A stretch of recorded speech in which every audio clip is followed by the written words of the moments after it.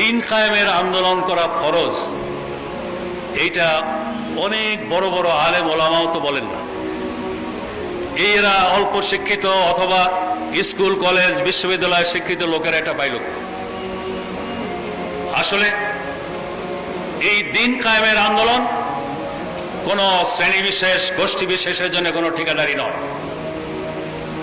আল্লাহ তাআলা যাকে চান তাকে এই কাজের জন্য বাছাই করেন, এবং আল্লাহ যাদেরকে এই কাজের জন্য বাছাই করেন তাদের প্রতি আল্লাহ সুবহানাহু ওয়া তাআলার রহমতের দৃষ্টি নিক্ষিপ্ত হয়।